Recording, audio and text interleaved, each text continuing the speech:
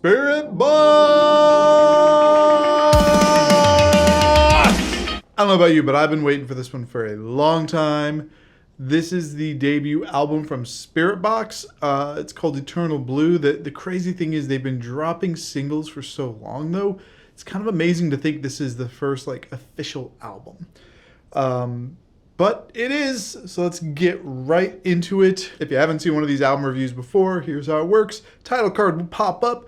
That's your chance to pause the video, listen to the track while I'm listening to it, unpause, and then you can hear my thoughts while you think about your thoughts. It's like we're reviewing this thing together. All right, first track is Sunkiller.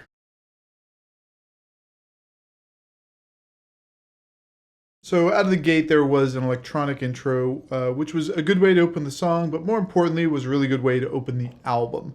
And then to get from that electronic intro into the song properly was this fantastic drum fill. It just kind of bridged it perfectly. And I was a fan of the song.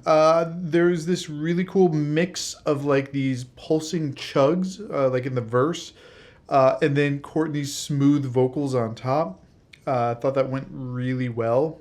Now, they did bring back that electronic feel in the bridge, which honestly I wasn't a huge fan of in the bridge. However, when they transitioned out of that into the last chorus, I thought it was a great segue into the last chorus, which was much heavier, featured Courtney's screams for the first time in the album, and just a really good way to open the album. First song, I thought it was great. I'm excited to get to the next one, which is Hurt You. This was actually released about a month before the album dropped. Not sure if I've heard it, but let's check it out.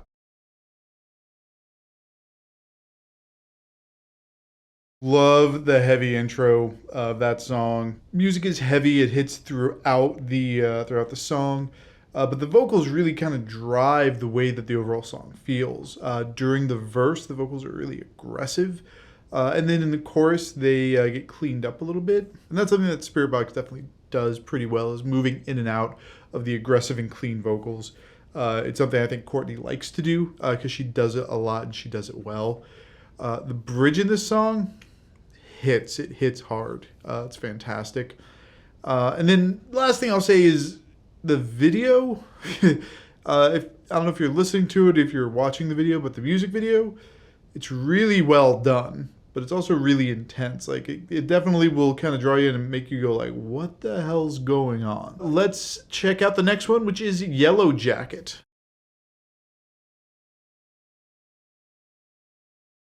So that song actually features Sam Carter from Architects, and I gotta say, Courtney and him pair together so well. This song is just a banger, start to finish. Just go listen to it. It's so freaking good. 3 songs into this album, I'm pumped. Now, of course, I'm gonna know some of the songs later on. They've been releasing singles like crazy, but let's get to the next one, which is The Summit.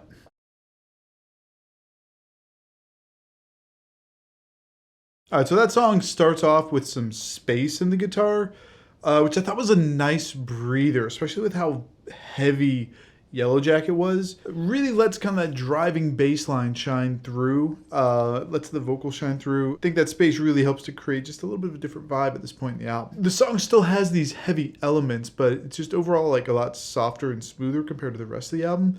And that's not in a bad way at all. It's very good. It's a good song. The only thing that I didn't like about the song is in the bridge and at the end, Courtney has this effect on her voice, it's like a vocoder or something like that. And I'm just not a fan. Next song has been out for a little bit. I've definitely heard it. I'm sure most people have heard it. It's Secret Garden, but I'm gonna listen again and see what my thoughts are in context of the album, and just because it's a dope song.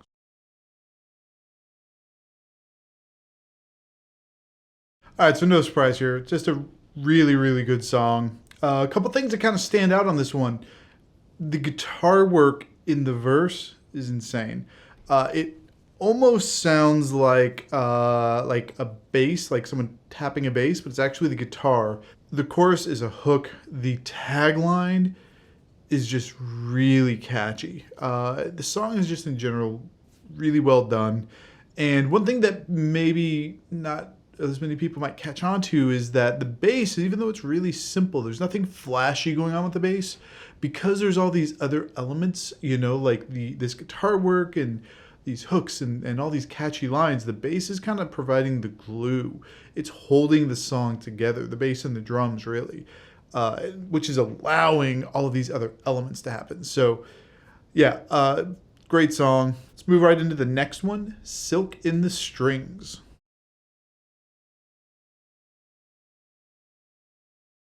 All right, so that's another song, like right out the gate, just super heavy, aggressive vocals, and the guitar is kind of doing like these dive bomb sounding deals, which is pretty cool. The vocals they're just aggressive the whole way through. There's no clean vocals on the song at all, not that I caught anyway. And one thing that I really thought was cool was there's this part, I think it's the pre-chorus. The drums keep going, but the music is literally hitting when Courtney is doing these growls. And they're spaced out in such a way that it's very deliberate. So you get these like big pieces of space and then this like heavy growl with like this hit of music. And it does that a few times. And it's, I don't know, I thought it was really cool. Yeah, this is a good song. It is aggressive start to finish. It's a heavy song, one of the heaviest on the album so far that I've heard. Speaking of heavy songs, I know this next one's pretty heavy because I've heard it. I think most people have heard it. It's one that definitely got a lot of people paying attention to them. I mean, people were paying attention to them before then, but it's kind of where they started getting a little bit more mainstream attention, I guess. This is Holy Roller.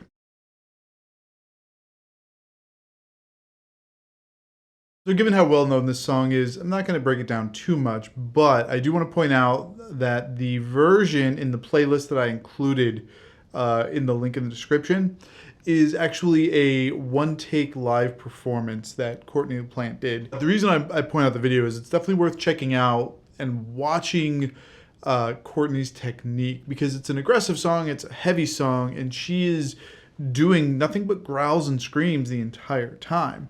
But what makes it so interesting when you watch this video is you can see her technique. She's shaping her mouth in such a way, and you can tell that she's doing this to get, you know, more guttural feeling in certain spots, to get really deep so that the growl really like rumbles. But then there's other parts where it's more of a straightforward like yell and things like that. And you can really see that she's very deliberate in her technique on all of these different styles. So I would say go check that out if you haven't already. It's very cool to see.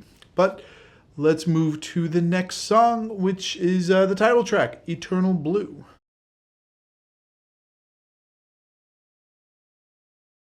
All right, so this is a little bit of a softer song, clean vocals pretty much throughout. And this is like a nice change up because after a few, you know, heavy songs in a row, something like this gives you, again, a little bit of breath. We talked about this earlier.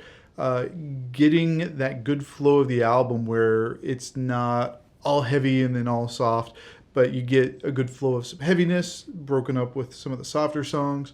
It really helps with the flow of the album. So I think the song is very good. There's these subtle production elements that really add to the song. Like for instance, there's these keys that are kind of in the background.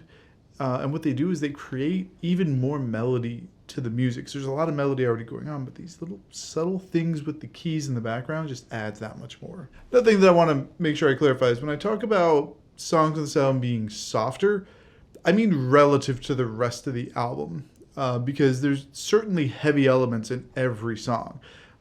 This is a heavy band, so when they go softer, it's still not necessarily soft by a lot of people's standards. It's just relative to the rest of the music. I want to get to the next one, which is We Live in a Strange World.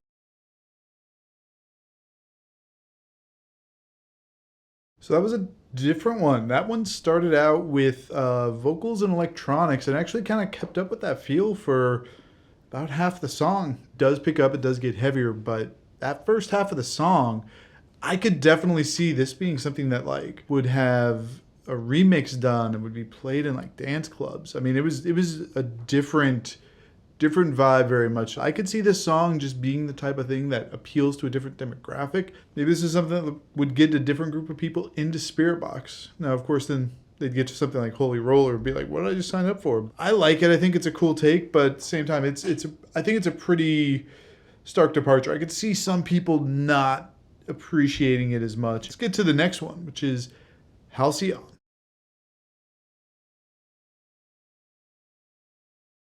Lots of good things going on there. The riff is really catchy. The vocals are just filled with hooks.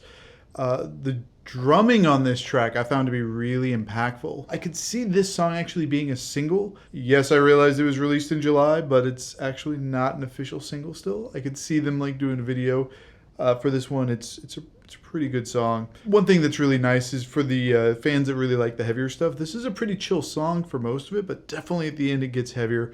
Definitely picks up, so there's a little something for everyone here. All right, we got two more left. These are both songs that I've heard, a lot of people have heard, but it's okay. I think this will be a good way to end off the album, but let me listen and just make sure. First of the last two is Circle With Me.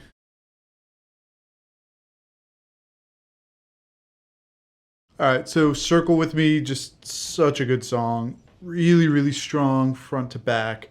Couple things I want to talk about that I should have brought this up earlier. I mean, honestly, the bass really sounds fantastic on this album, but particularly in this song.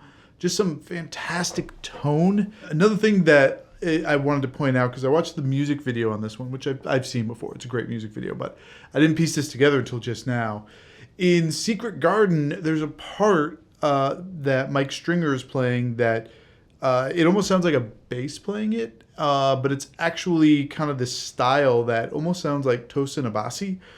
And if you don't know who Tosin Abasi is, you need to check him out. But regardless, in this video, you can actually see Mike Stringer is playing one of Tosin's signature guitars. So it kind of comes back full circle, totally makes sense. Seems like there's an influence there. I think the song is great. I particularly love the chorus in this song. But again, there's not a bad part of the song. Honestly, there's not a bad part in this album. And I feel comfortable saying that because there's only one song left. It is Constance. I already know this is a great way to end the album, but let's go listen because I want to hear it.